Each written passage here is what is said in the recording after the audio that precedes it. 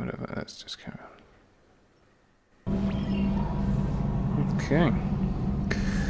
Let's carry on. So, we can upgrade our weapon with this guy here. And it follows me around just like my actual webcam does.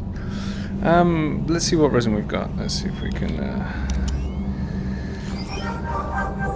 unlock this with a little puzzle. I love these puzzles. You grab the thing and you gotta line everything up like so. That's all the points mean. The question is, do I upgrade the pistol or do I upgrade the shotgun? Let's have a little look. I've got 18 resin. I can't remember what I did last time, whether I upgraded the shotgun or the pistol. Let's have a look, see what options there are for the shotgun. Okay, so I can get a laser sight and that's about it. Or I can save up. So if I grab that back and put the pistol in. Yeah, I have to get 2 more anyway, and then I can get burst fire regardless. So I could upgrade, but the shotgun. What do we do? Go on then. Let's laser sight the shotgun. Yeah, let's do that. Yeah. Boop. Okay, so resin. This is the coolest bit here. Look at this. Big clunk of resin.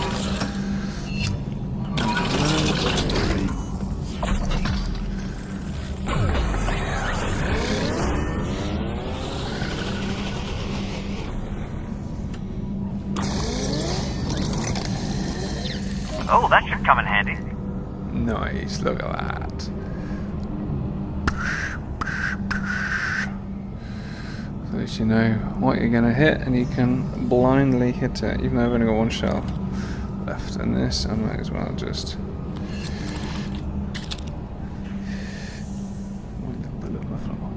Cool. So, let's see if there's any more. Anything else lying around? There was something in here that I've already picked up, but gotta look around for everything. It's the game. Yeah, look, another bit. You've always got to look in every little spot because they always hide little bits everywhere. Has that got anything in? Ah, only stores full magazines. It wasn't full. Here's another mag. Nice. So you really got to hunt. Got to look for absolutely everything because ammo is so precious. And if you run out of it, you're pretty much stuffed. Really difficult to. And then let's head up here.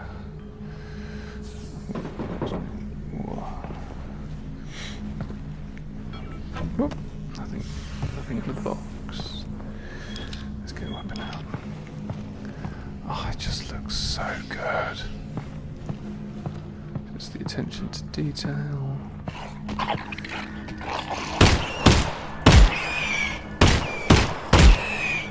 Three shots ahead, crab.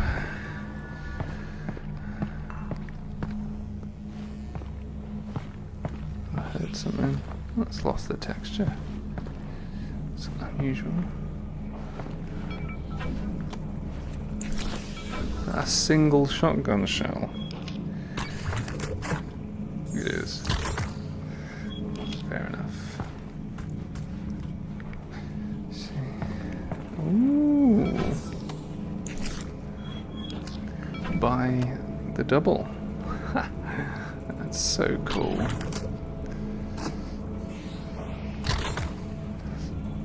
Yep, can't get through there. And we're here for just the resin and all the goodies. Yeah. You can throw this guy off as well, which is quite funny. Go on then, off you go. Yes, there we go. So I can just teleport down there. No, I will die if I teleport down there. It shows I will die. Guess I'll jump onto that. Cool. gone that way. We've got the gun upgrades. Let's move on. I don't want to use the shotgun. Save the shells. See, if I'd walked around...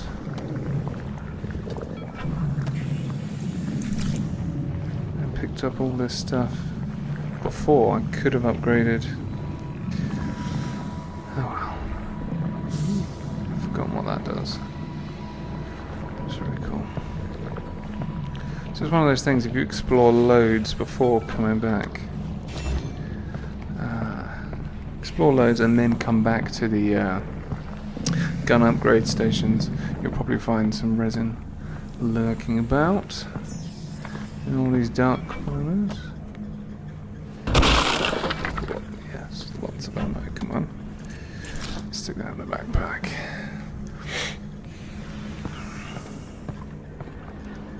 You can hear all these creepy little sounds.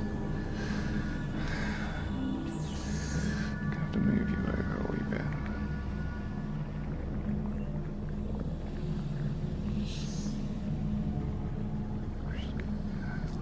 There we go.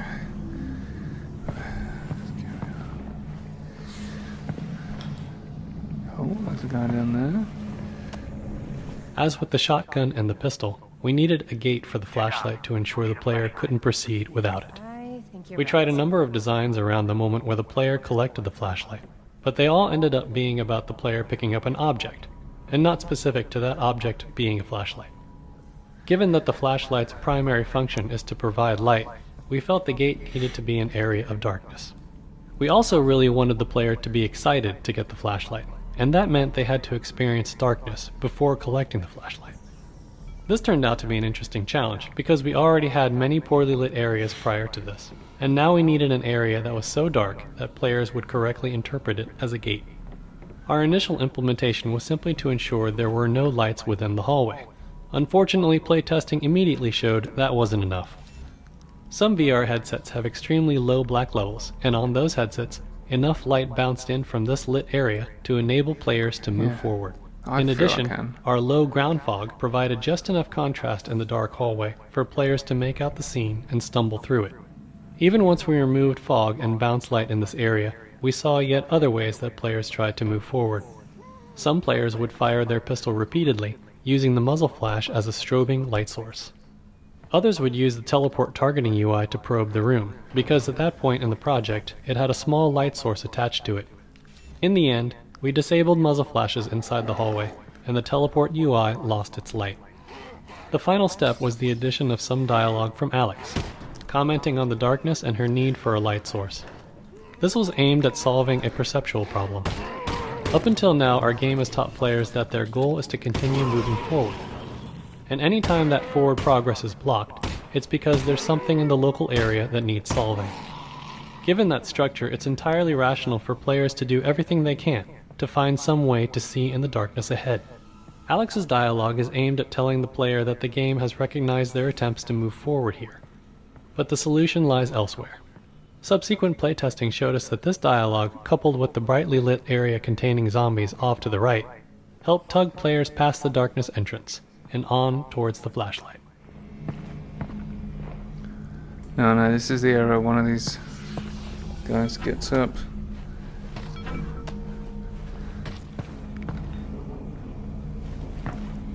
It's one of these guys who gets up.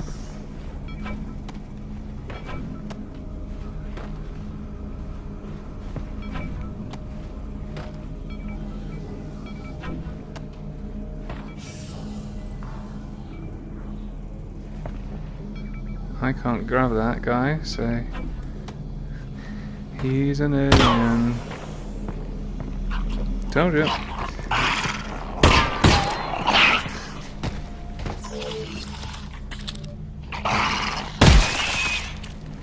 There we go. Alright, let's have a look. Another puzzle. Like hacking and environmental puzzles, toner puzzles like this one are often used to relieve tension from combat and engage the player's mind in a refreshing way. This puzzle introduces a new junction type, which has 2 inputs and 2 outputs, as well as branching circuits.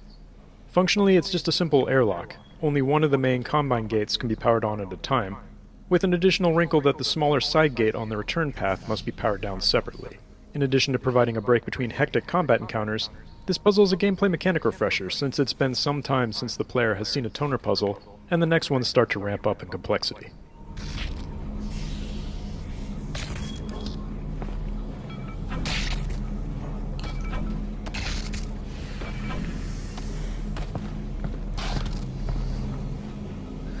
Ah. Yeah, so if I turn that off here, like so. Yeah. Cool. So I have to find another way in because there's a way through there. So I can see what's in here. Oh. I thought we could get through there. But this is a puzzle. So you can see whenever there's sparks, that guy's going to there. If I turn that off, power's rerouted. Haha. Come on. Alright, let's pick this guy up. There we go. So the most intense part, these super head crabs come out anyway. So you got your, now I've got the torch on this hand. When you do that, you now have both flashlight and gun, so you can see where you're shooting, because otherwise you're shooting into blackness and you can't see them. And they snuck up on me, and I've now lost a little bit of health, not much, but early part of the game, that's why. And it's all introductory, isn't it? So let's reload here and start walking around like this. So now you feel like you're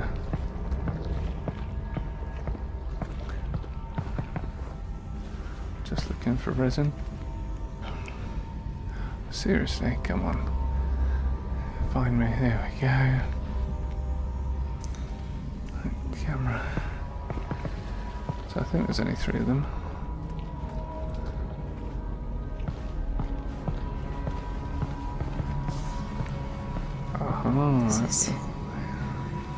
This is fine. Absolutely fine. Cool, so I've got everyone in here. I think I've got all the resin. This is just disgusting. Nasty. Right, cool. Let's do a little teleport. It's really dark. Russ, Yeah? can you just talk About what? about anything? Literally anything. Well, I think that given our situation, your irrational fear of the dark is actually quite appropriate. You know, I can give you easily 100 reasons to be terrified. Okay, that was my fault. Shortly after adding the flashlight to the game, we discovered the playtesters would frequently brace their gun hand with their flashlight hand. This meant that the players had to orient their flashlight hand awkwardly to align the light with their aim. We decided to make this an automatic behavior of the offhand whenever it was brought close to the grip of the gun. If you do this, you'll see that the offhand grips the gun in a natural pose, and the flashlight aligns with the aim. In fact, if you look closely at the end of the flashlight, you'll notice that it has a ball joint. This allows the flashlight to articulate based on whether the offhand is gripping the gun or not.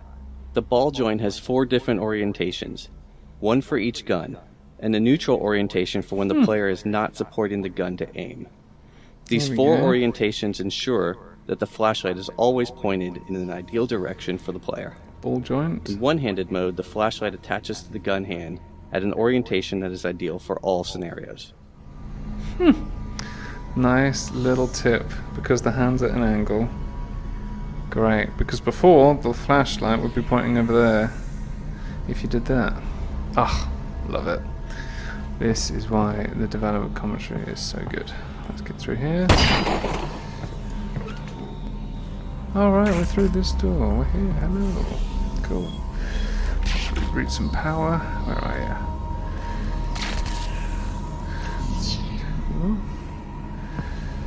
Cool. We need to go back the way we came now, or can we go? Yeah, we have to go back the way we came, so turn it off. Here, this guy.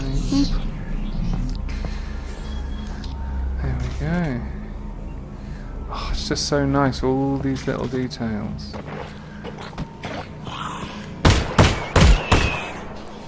Where did you come from?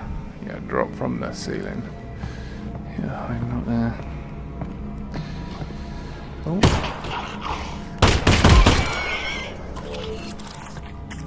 You forget that your gun fires as quickly as you pull the trigger.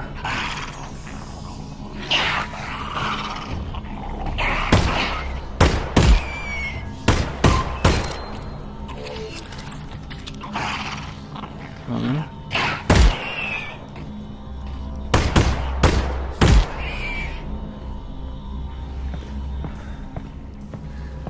All the head crabs.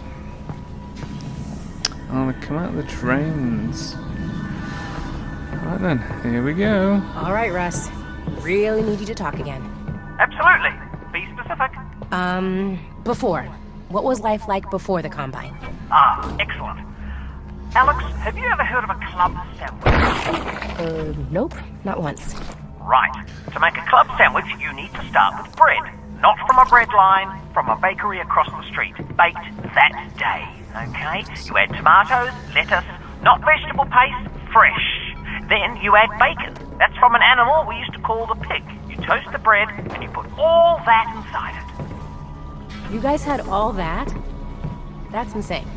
It is, and I'm not done. Then you add a second sandwich on top of the first one. You put ham in it, also from a pig, and turkey from an animal we used to call the turkey, and more tomato, more lettuce, and a bunch of other things I'm forgetting. It was 6 inches tall and weighed a pound, and had a dozen ingredients from 5 different continents. It was the most impossible food item you could imagine in any age before ours. Wow. I know, right? That is... wow. Thanks, Russ. You're welcome, Alyx.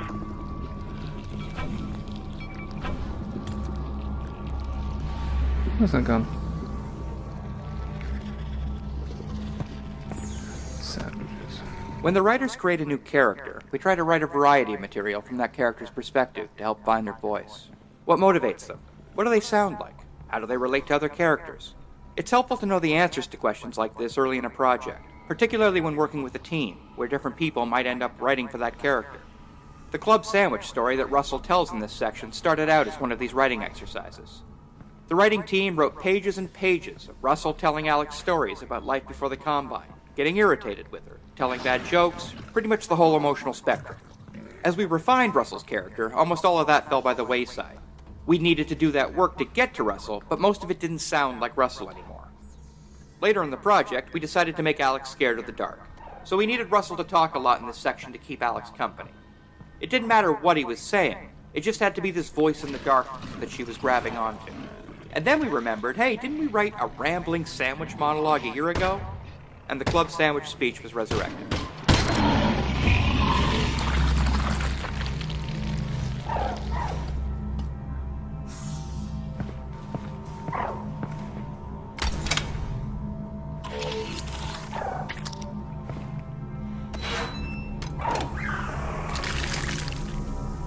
Get some extra health.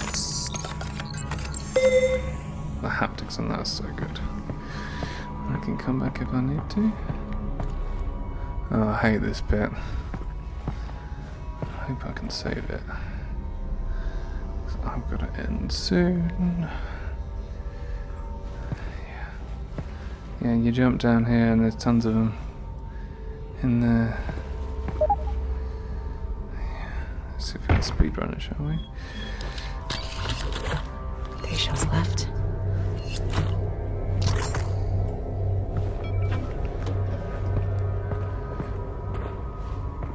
Or as soon as you do something.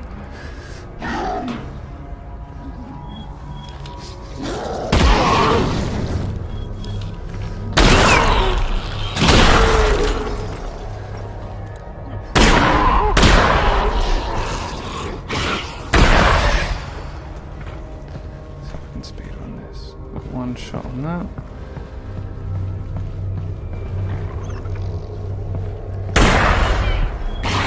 Oh, fuck.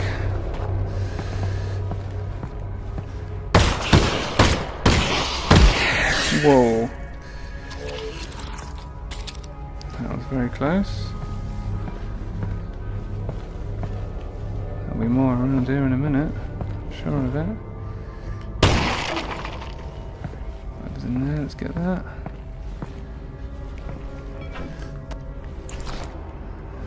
There's nothing in there.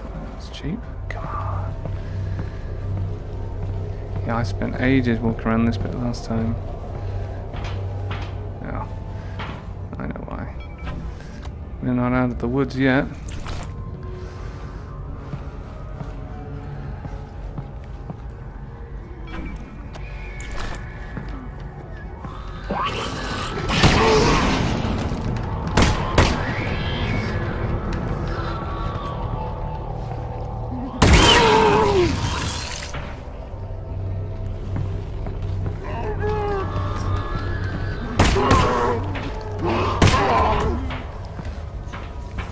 Round. Fuck. Where's it gone?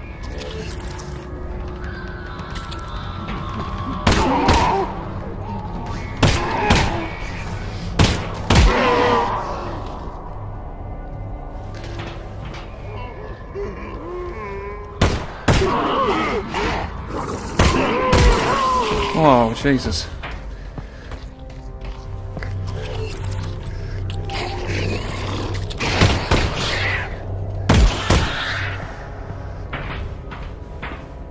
Come on. There we go. I'd like to be able to see what's happening. So you threw the exploding guy over there when I needed it. I forget these guys swing.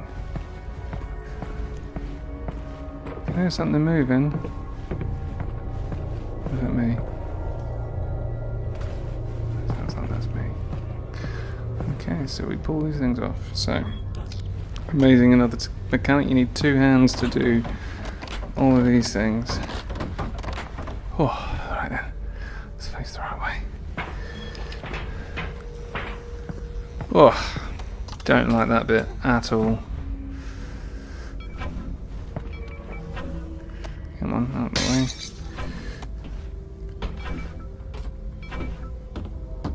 way. Whee! I can use this now.